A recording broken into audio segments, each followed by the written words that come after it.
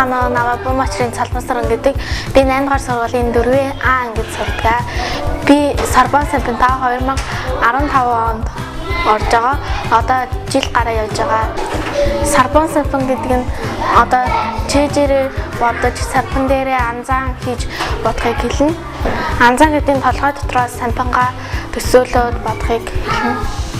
Математикийн хичээл дээрээ анзаанддаг. Тэгээд миний толгой илүү сайн болж ой тогтоол төсөөлөх чадвар өдр нэмэгдсэн байгаа.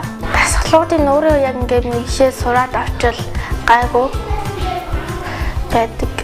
Тэгээд би Сорбон Сампинда үндэсний аврах шалгаруулах тэмцээнд оролцоод алтан цамын эзэн болсон. Тэгээд олон улсад оролцох хэрэг авсан. Тэгээд Арабын нэгдсэн Эмират улсын Дубайд зохион байгуулагдсан жээж тал Сорбон Сампингийн хэмжээнд мөнгөн цамын эзэн болсон. Үндэсний аврах шалгаруулах тэмцээнд маш олон хүнтэй амгаас оролцсон. Ихтэй би нэг жоохон сандарч ирсэн.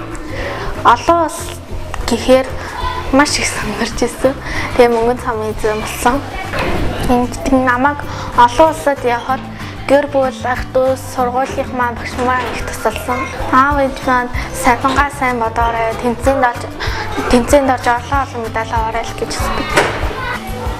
Одоо би сампиндаа илүү дуртай анзаан дээрээ анзаан сонсох дээрээ 56 95 48 214 42 52 38 76 208 томолоод энэ жолхойг хүсдэг.